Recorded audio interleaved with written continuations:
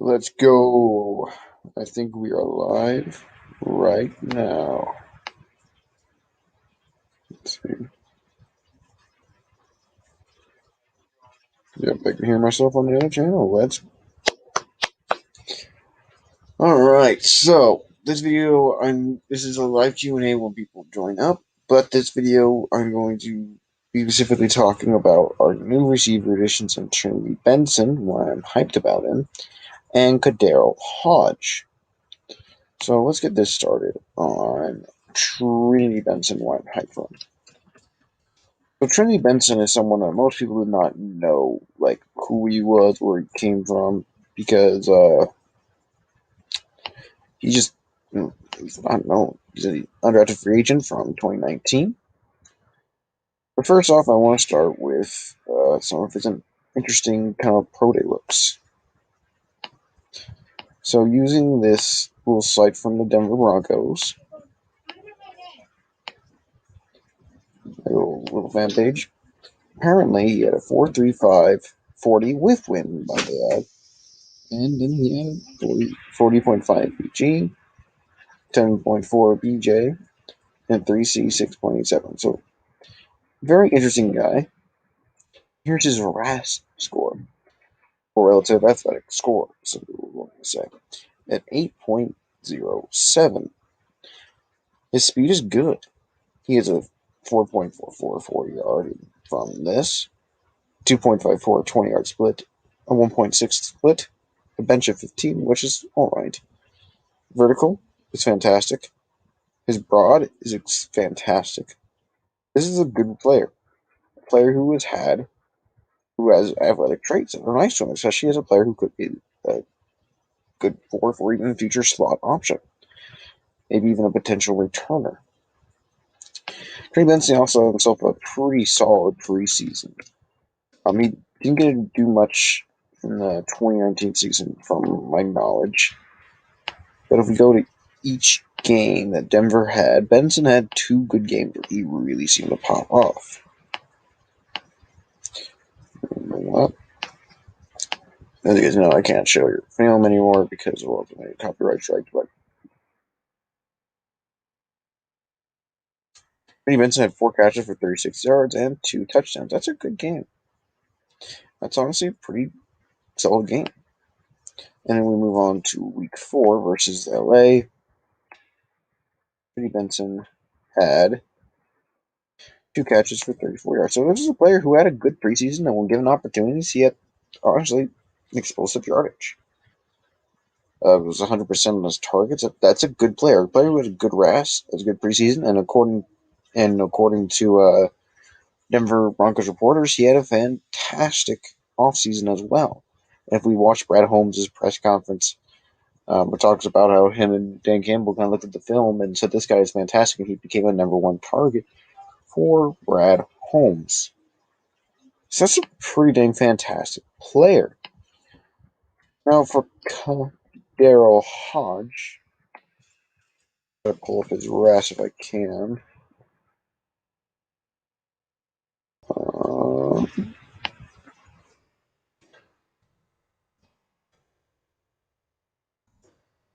No, that wasn't it. It is 40 time, I guess, probate numbers. Here it is.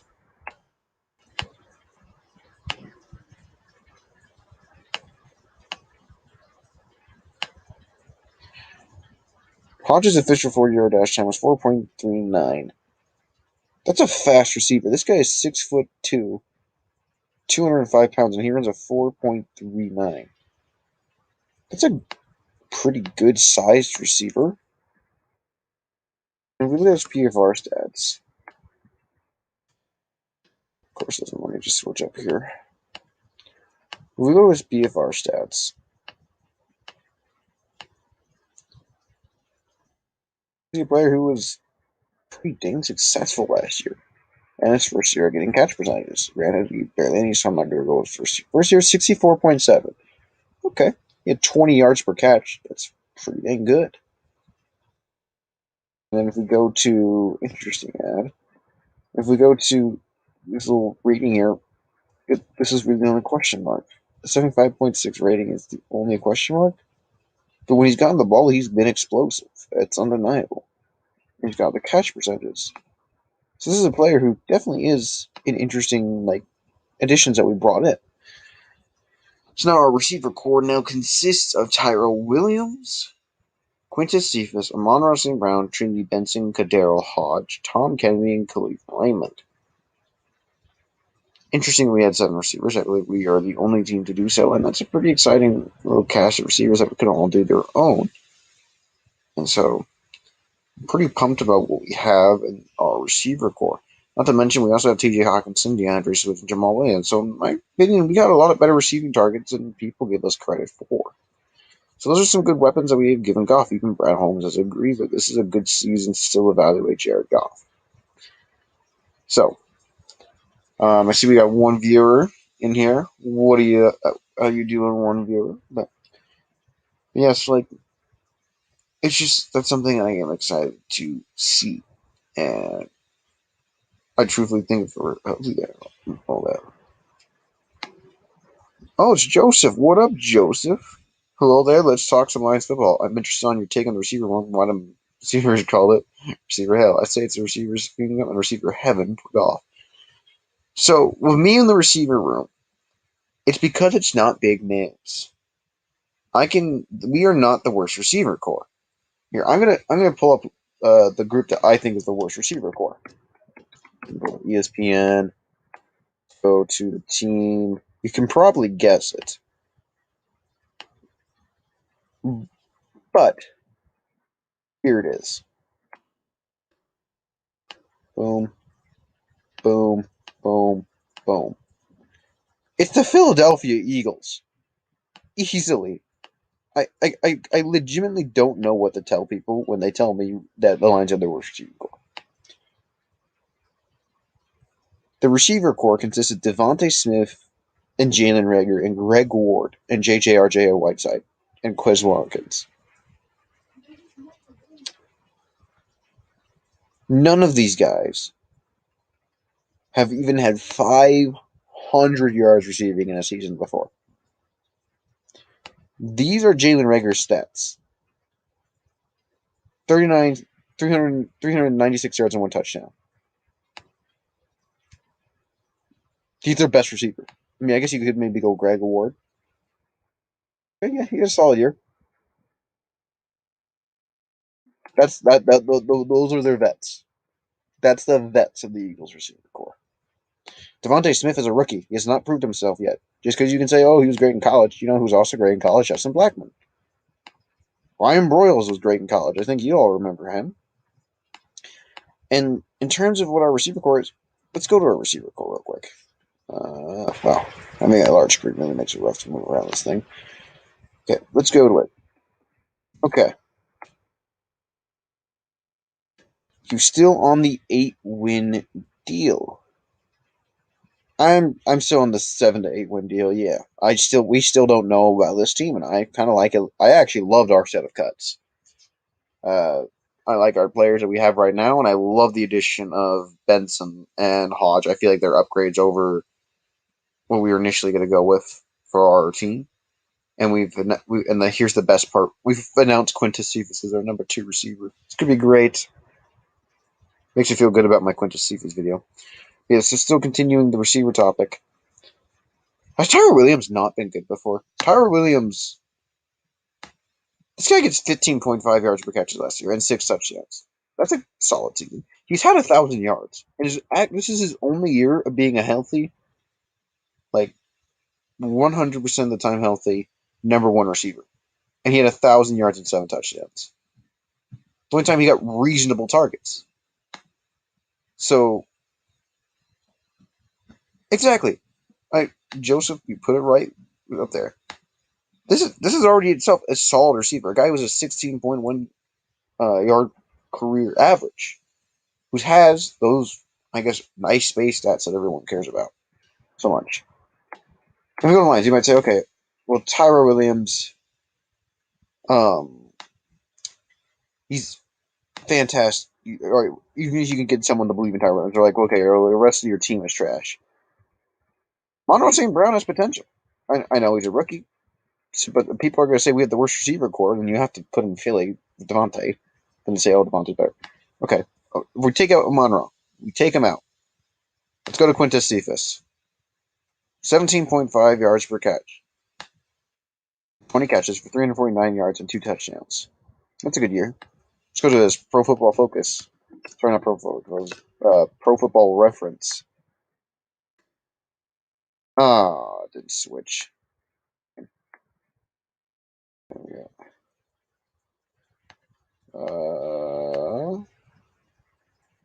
If you go to our Pro Football Reference, Cephas, this guy, he had 110.3 quarterback rating thrown his way. The only question mark is his catch percentage, 57.1. I still feel like this is a solid day. A guy who doesn't even have an interception point his way. A guy that shows promise. So who's to say Quintus Cephas doesn't evolve and get better? This is a guy who was a number 3 receiver. Sorry, not even number 3. He was a number 4 most of the season last year, so he probably would have had a solid season stats. So, and if we go over there, okay, so we got potential player in Amon-Ra. We got a player who's a good Tyrell Williams, a player who's solid in Quintus Cephas, and even could potentially be better. So then the rest of the question is, what about Khalif Raymond and Hodge? And Benson. Well, I already explained why I think Benson has potential to be good. If you watch my stats prediction video, I give him like a solid season, 414 yards, and I think 2 to 3 touchdowns. But Hodge himself has even shown that he's a good threat. I mean, this guy had 16.4 yards per catch last year. I mean, he's a career average. He had 19 before. So you got yourself a large, nice size threat. A guy who could have been what Perriman was supposed to be for us, a deep threat. And we still have T.J. Hawkinson. Like, our receiver core, okay, you can maybe question it. But then we got solid players. Tyrell, Quintus, and Monroe St. Brown. A deep threat in Hodge, deep threat in Raymond.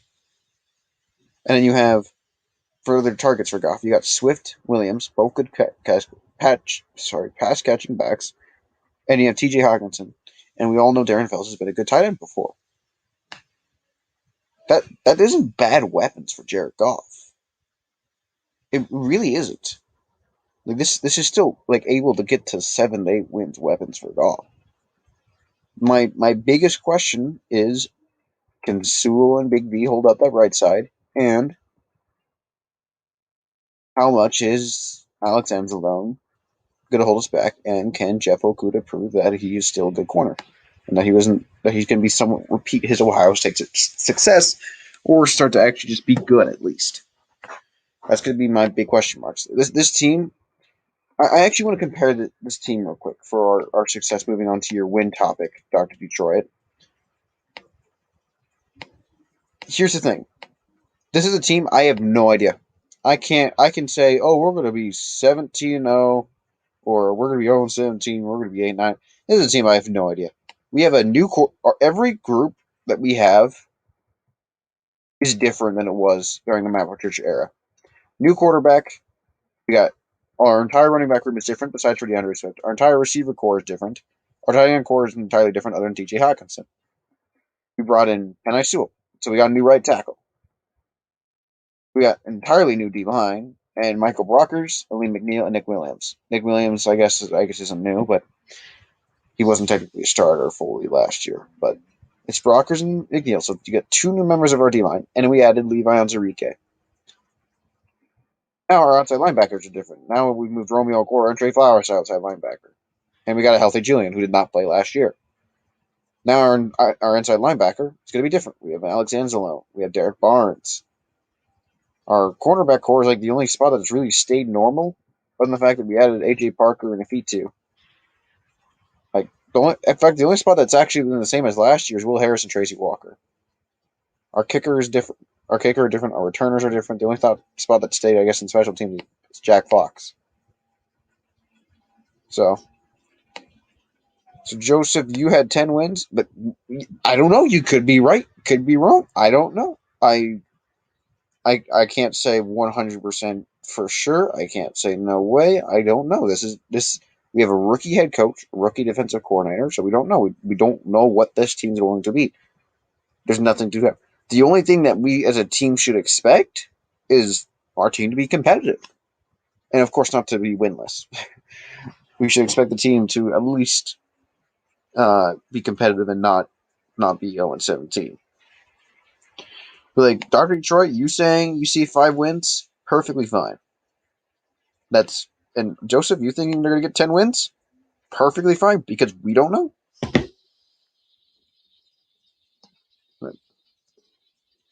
Like Joseph, he makes a good argument. They won 5 games being broken in a very bad coaching last year. Coaching wouldn't prove them wrong. Exactly. We don't know. There's good arguments for both. My entire thing is why I consider myself a more positive person. I also know the NFL is also different. Why are teams different this year? So are other teams. There's an argument for both that I see. And so, in my opinion, that's why I say 8-9. Perfect in the middle argument, 7 or 8. For one, it's an improvement from the Patricia era of 5 wins being the max wins, or was it 6? It was either 6 or 5. That's better than what Matt Patricia's last season was, at least. And being more competitive, great. Especially 8 wins. 8 wins would be fantastic. I'd be happy with 8 wins. I don't know about you guys, but 8 wins would be just amazing for me. But that is a team that we can see and expect. Wins are just really hard to see. But improvement, that is what you should expect to see. But like, if we look here, perfect. If Detroit is 100% healthy, I think I practically guarantee you guys we beat San Francisco. Green Bay and Baltimore, those would be hard. Chicago, if Andy Dalton's still the quarterback, and I'm not even that confident Justin Fields, I think we can beat the Bears. Minnesota defense was questionable last year. Their offense, explosive. But it doesn't mean we can't beat them. We nearly beat them last year. Cincinnati, they don't have no line. We got a great front 7. Los Angeles, questionable line. They also have a questionable quarterback in Stafford, who's never played outside Detroit. So we'll see what happens there. Philly, I've already mentioned the receiver. I would say this. All our games are winnable except for Pittsburgh, Cleveland, Seattle, and the Green Bay games. But there's also a game, you got to realize we got that. The Single Dads Club. Welcome to the live. I actually don't know if you've ever been here. So welcome to the live, man. Welcome to the den. It's not unfathomable to see a winning season. I at least see a competitive season. See, I like that. So you perfectly put in my take. The most impressive impact will be the D-line and the pass rush.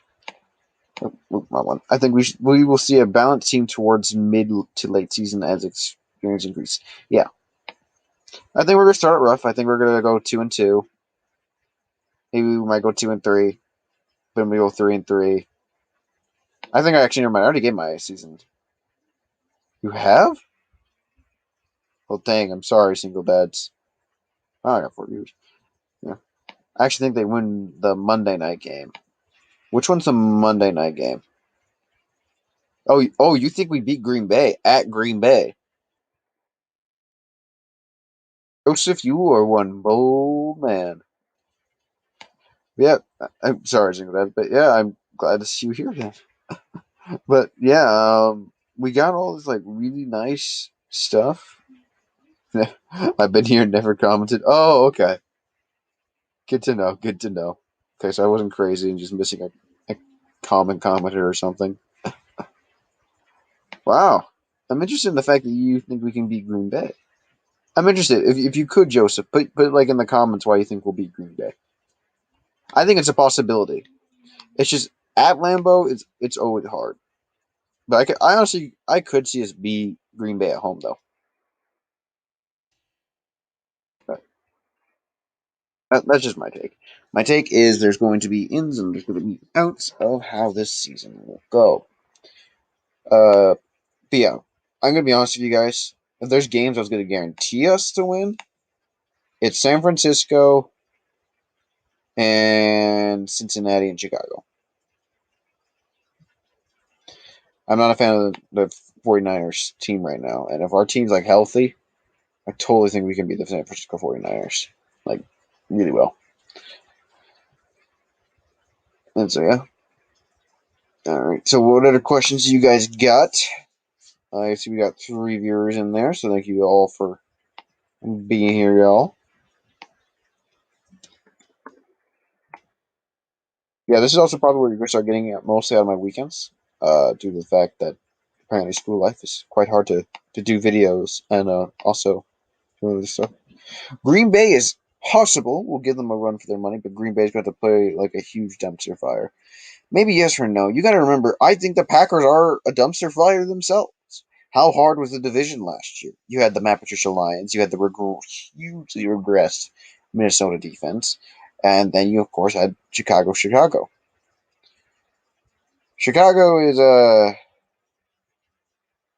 interesting case. I don't think Green Bay's that good. I'm going to be honest with you.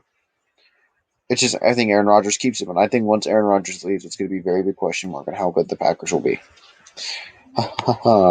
5 wins. You could be right, Dr. Detroit. I wouldn't be surprised. I even think we could have 5 wins and still be improved. It's entirely possible. I don't really care so much about the wins this first year. I care about seeing growth and competitiveness. That's my big thing. Every team that I think Brad Holmes even recognized that we're in rebuild. That's why he was talking about, seeing and evaluating with Goff. You got to recognize what year your team is in and what your team is not. But like honestly, I think I've even talked about it. I really just want us to be like the Giants in 2020. That's my kind of like my not per se my expectations or like ideal situation, but like this is kind of like what I mean by competitive and like good or improved. A team that went from, let's see, we go to 2019 New York Giants. 2019 New York Giants under Pat Shurmur had, that's what, stop being rude for me.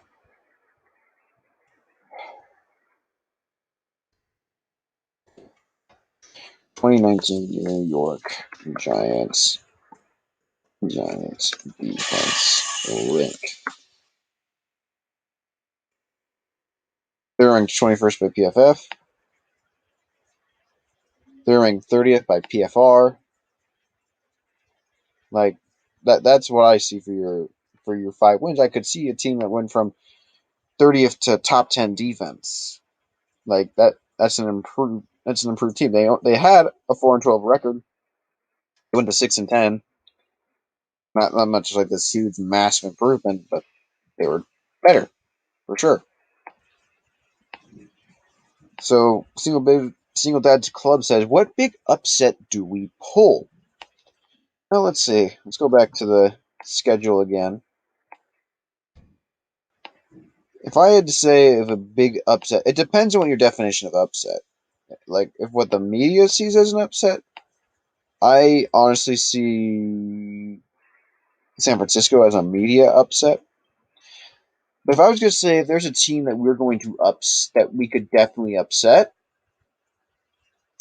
I think we can upset the Los Angeles Rams. My biggest reason for that is the Los Angeles Rams have a really questionable line and a very questionable quarterbacks. Matthew Stafford only has 8 wins against teams above 500. And that's a very big question mark for me. A quarterback who does not do well versus 500 with a bad line. He doesn't have that contested catch receiver he had in Detroit. He's outside of Detroit. He has the new scheme. He's never really had to go to a whole new head coach and organization. Like he's had to move to a different Lions team, I guess. But what do you think about Trinity Benson? I love Trinity Benson. He has a great RAS or relative athletic score. He's got preseason success, off-season success. Brad Holmes looked at his tape and said, we got to get this guy. When he talked with Campbell about him, Campbell wanted him. This guy is hungry. This guy is like out here and fighting for it. I really think that Trinity Benson was a great addition. And a lot of people are kind of upset because we gave up a fifth and conditional seventh rounder. We gave up a conditional seventh rounder. We might not even lose our seventh rounder if Benson does not work out. And the thing is, we also got a sixth rounder in return. So we could get ourselves a potentially good receiver in Benson. And then we could just not. We end up losing one draft pick and that's it. Oh well. I like that the Lions are being aggressive and getting players we have. We also still have the comp picks as well. We're projected to have 3 more comp picks. So literally, we lost one, but we also got +3 for the new one. We might not even lose one for real. So like, yeah. The Rams game will be an upset. It'll be the beatdown. The Lions will win that game. Joseph, I love your positivity, man. I love your positivity. But yeah, like I'm saying, that's why I said it depends on your definition of media, of what you think will be the upset. If I think of what will be maybe the big real upset, like for me, that like a lot of people aren't going to be like really looking at us for, it's gonna be Green Bay. Green Bay, if we can beat them like the end of the season, that would be a pretty big upset. I like that you say we could beat Baltimore, but it's all good to depend on if Lamar Jackson has truly been figured out or not, which I think he probably could be. But yeah, yeah, man, like Benson was just such a good addition. I love that. Yeah, I'm just excited to go and see the season. Have you looked into the new tight end? Who was it? Pinkney? Yeah, Jared Pinkney. We brought him into the Detroit Lions practice squad, and let's see, let me bring it up. He had a pretty good. I think it was 2018. No, there we go. There. Come on, move.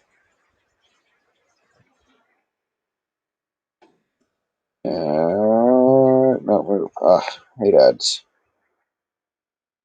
So we added in. We actually added in 2 tight ends. We added in. We already had a leave Mike, I guess, in there, and we already had Brock Wright. Right.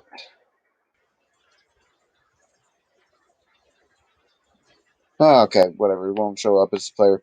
But yeah, Jared Pinkney is Pinkney. ESPN. This is the new player we added in, Jared Pinkney. He's from Vanderbilt. His big season was 2018, like I said. He to some people who was actually once considered a first round possible draft pick. Dosa Dion actually has a video on him. I think it's pretty good. And of course, it's not showing. Okay, we go to college. We go to game log. So his final season, what kind of got him out? He didn't have a great final season, 2019, where he only had 2 touchdowns. But it was 2018 where this guy had a really fantastic year. He himself 15.5%, sorry, 15.5 yards per catch and 7 touchdowns and nearly had 700 yards. So he had himself, well, I guess in total he had 700 yards. So yeah, he had 774 yards and 7 touchdowns in total. That's a good year. And he has himself some good size, 6'4", 255 pounds. I think he's someone who's a nice, solid addition. I like him more than I do Elise Mack, and I like him more than I do even do Brock Wright. But it's an interesting player indeed. I'm glad we kind of brought him into the practice squad. You can't listen to the media. Campbell has them believing in themselves. I'm saying, well, an upset has to be like what the media and the world thinks is an upset, not like what the fans, like the general basis of fans think would be an upset. And unfortunately, the media does control that. But dang, sounds good. Oh yeah, oh yeah. Someone with potential, a solid player. So someone who definitely like has shown that he can do stuff for sure, but not someone who's like, oh yeah, this guy's going to be like tied into maybe in the future. He could be, I don't know, but definitely a player that's like shown that he could maybe be a solid player. But, but I even like Steven Montez. I like Steven Montez more than I do Tim Boyle, our quarterback we brought in from Washington. other questions you guys have for me? By the way, thanks for you all being here. I see we got 4 people in there. I love it. I love to see it.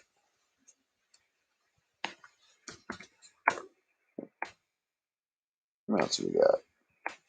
Love it. I love to see it. Yeah, we like. I'm. Boom. There. Um, I think I would be really sad to have a quarterback room of Goff, Blau, and Montez. And I think I really like Montez in the draft process, so I was pretty happy we brought him in the practice squad. But so, what else do you guys want to talk about in there? Any collabs you're doing with Ketchup Killer? Ketchup Killer. Ketchup Killer. Who's Ketchup Killer? Who?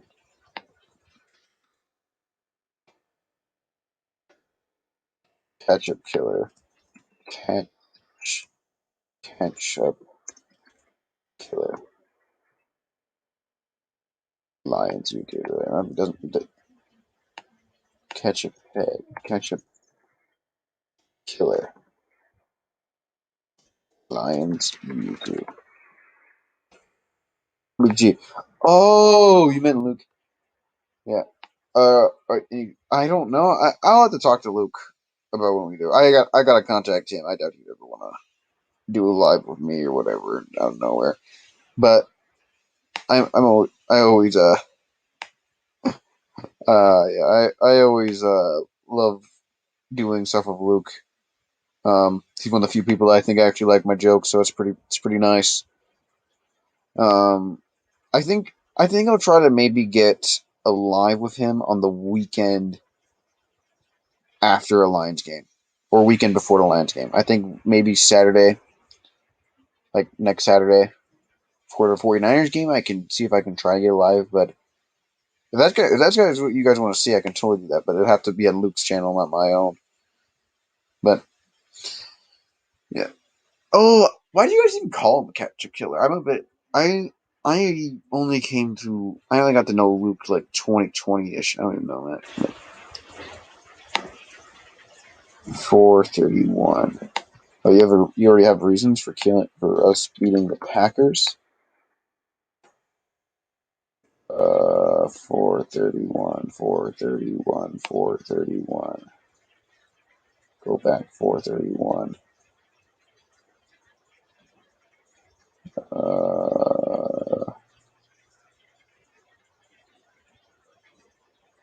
Lucas Ketchup, eh?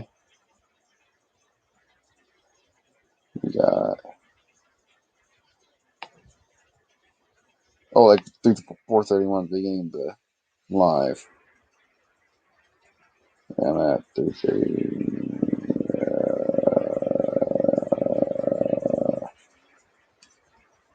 There.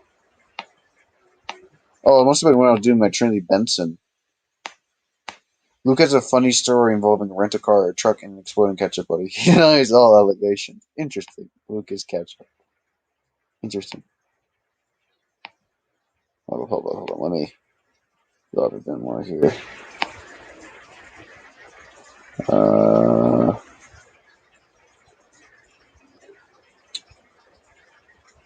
Is it this, Joseph?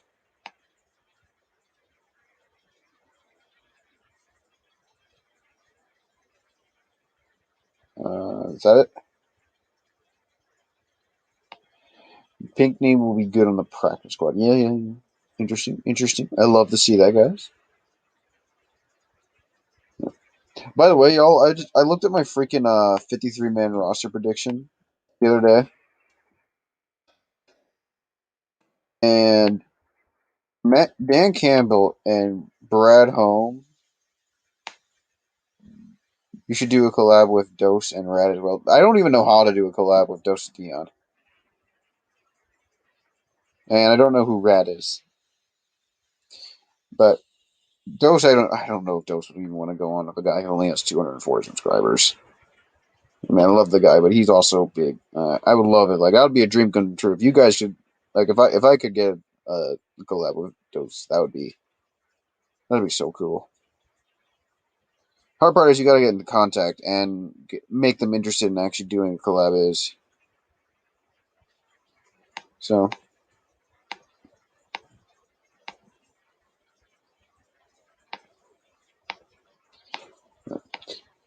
yeah, Richard, my point is, it's not an upset if you truly believe you will win. That's true, but I feel like Dan Campbell believes he'll win all games. He's Dan Campbell. So, we'll see. So yeah, but by the way, looking at my freaking list,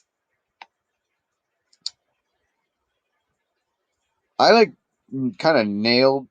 Oh wait, no, this is the fan one. I had Godwin Igabukwe on my actual one. Where's that? Where is it? Where is it? Where is it? Is this it?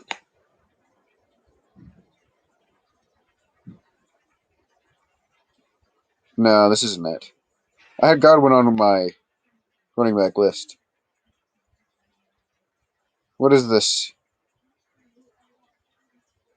I even talked about that Godwin would make it on my live with Avery. Either way, I was right that we would keep Swift, Williams, and Godwin and Jefferson, and then yeah, this is not my list. Where's my list? I had a list. Where's my list?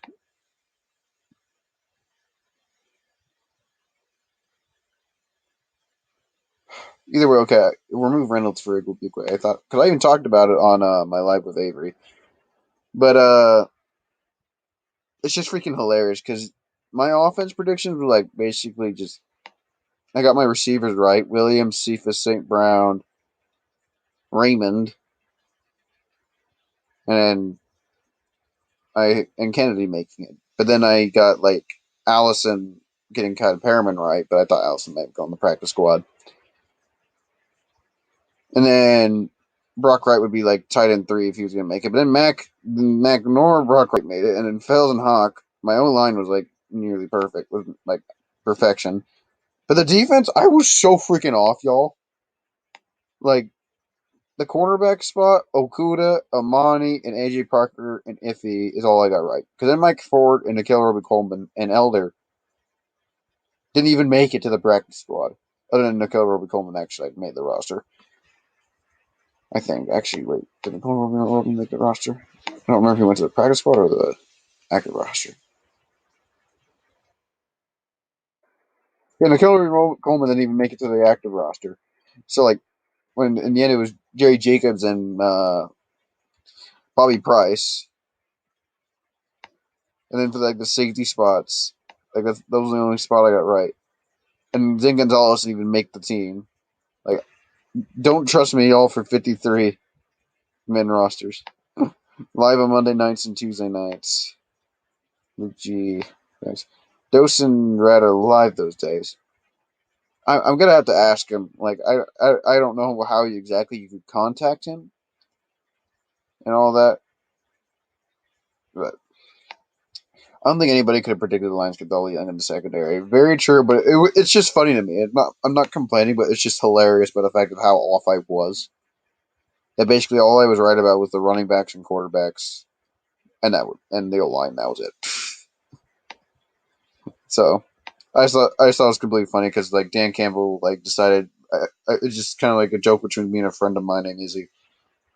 Dan Campbell like looked at all our 53 man roster and said, "Freak all of you guys," and just like did the exact opposite of what we all did. And it was just hilarious. Ask Group G to set it up. I mean, I would love that. I, I don't. That'd be freaking epic, man. Like being with Dose and or whatever that. Dose was like the actual reason I was like inspired to start the channel, like for real. Like Dose was like the Lions YouTuber I wanted to be. Like he's the one that got me like into like looking at stats for the Lions. Like I've always kind of like liked stats, but like it really was like Dose, and so that'd be cool. Like I don't know, there's just so many good Lions YouTubers, man. Like you got Luke, you got Dose, you got Avery, you got like it's insane. Like even like you got right or wrong in there too. He like was fan of the year. Like we have a good fan base, y'all. We have a good fan base. Like we got ourselves Mr. Logical. Like we got logical beings over here, like Doctor Detroit. We got the awesome Optimus boys over here. Actually, have reasons, and Joseph. Like we got like the guy. We got like the oh, what's his name? What's his name? Yeah, so One Pride. We got One Pride who's like in every light. Wait a minute, where is One Pride 40? Huh. Yeah, that kid is awesome. Get on ISN. Yeah, and so ISN, ISN.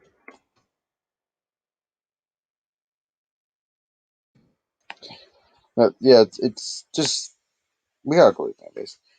But, yeah, yeah. By the way, I'm gonna be like giving like if I don't get like to do a live with Luke on Saturday, I'm giving like a full on like detailed reason why I think we're gonna beat the San Francisco 49ers like easily. Like I'm gonna get like a freaking like Google Slides presentation. I'm gonna share it on the live. Stats are gonna be pulled up and everything. Like it's gonna be fun, y'all. But I will say it's definitely a lot hard to actually like do analytics and like predictions for this, like my actual stuff like during the season until like the games actually start. I realized that because I was like the other day I was like, what are some fun things I could do? But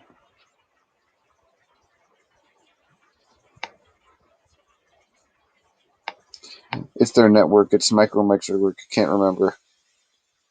Either way, I'll give it a look. I'll give it a look, y'all. Like I'll put the effort in. I mean, I guess if I'm gonna grow, you gotta try. I mean, Dose tried and all that, so maybe I should try. See Dose.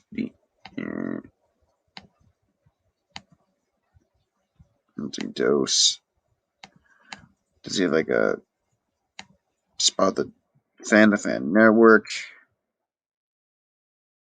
Uh, he's got a Discord. I didn't know he had Discord. Oh, it's Doseby Gaming's. I didn't know Doseby Gaming had.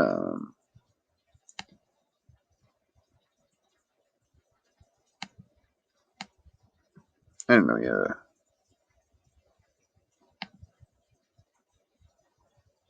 Huh.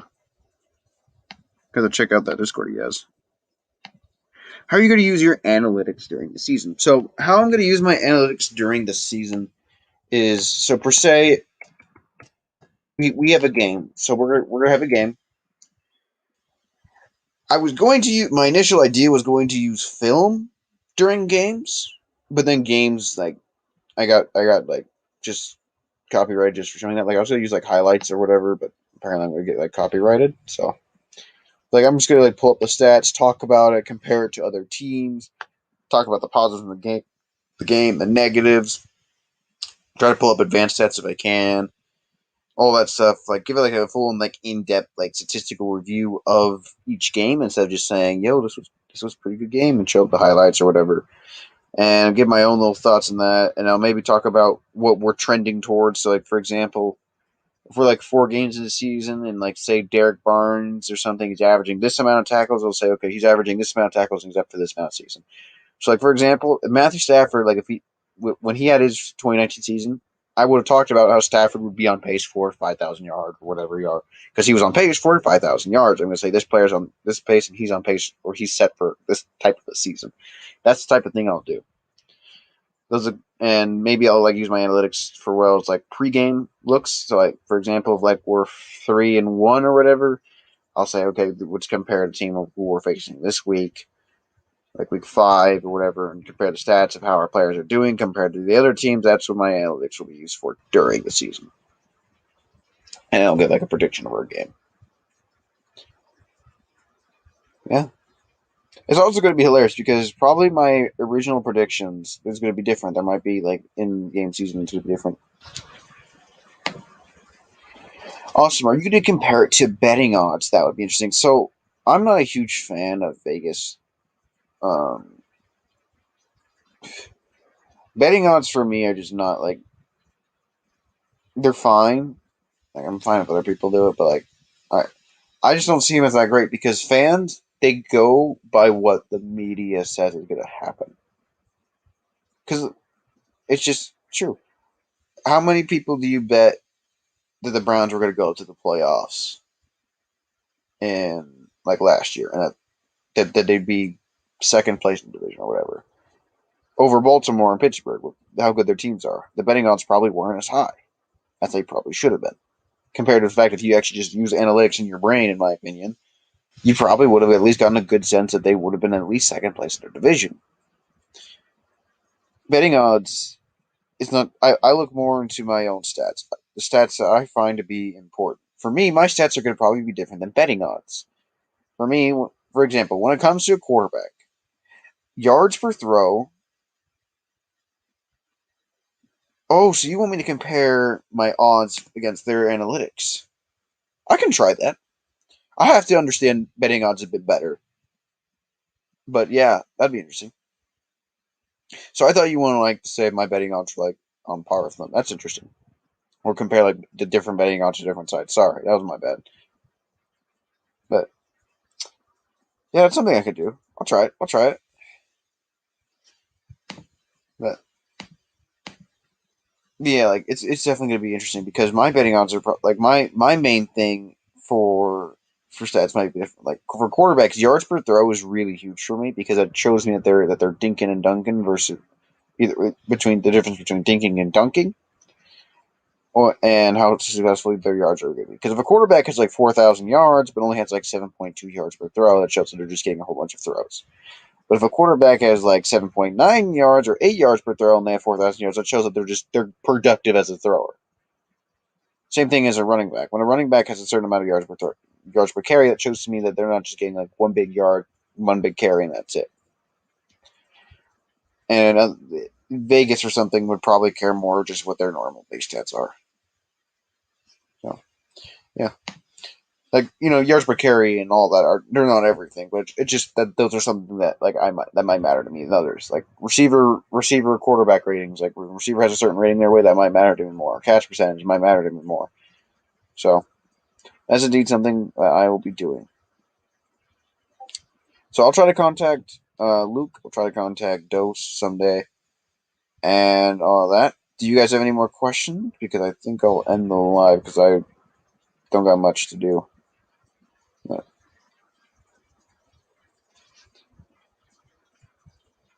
I'll wait till 49 minutes in there, and then the live will end unless there are questions.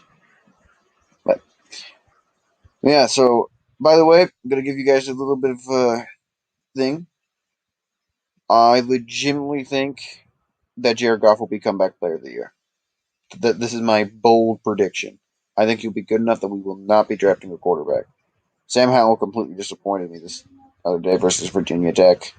He's got to have like a complete bounce back year, or else it's going to make me be like, say, no way we're drafting him. But maybe look for Desmond Ritter. That's another quarterback you guys will have to watch out for. If there's like player that's in there, I could contact and enjoyed coming here. So actually, I did want to talk to you guys one thing about this. I actually consider myself just the analytic, and you guys as the den. So when my channel name is the Analytic Den, I consider the den part to be you guys, the viewers. So I think I prefer being called Analytic now because I think that since you guys are the den, um, I think I should just go by the Analytic or just Analytic because you guys really make up the den. Like you guys are in the lines, and you guys are the fan. You as a fan are the den of the Analytic, and so I don't know. I mean, you guys can keep calling me den if you want, but that was just kind of what my reasoning was for my den. Just thought you guys should know that, or that's how you guys would go. We should not be drafting a QB. Period. That also depends. We could draft some quarterback to develop and go behind Goff. If Goff isn't good, Brad Holmes himself said this is an evaluation here for Jared Goff. But I'm a fan of Goff. I think we'll be fine. I'm a Goff believer. Goffism is my second religion now. All right, so I'll see you guys all later. Have yourselves a fantastic day, and one pride, y'all.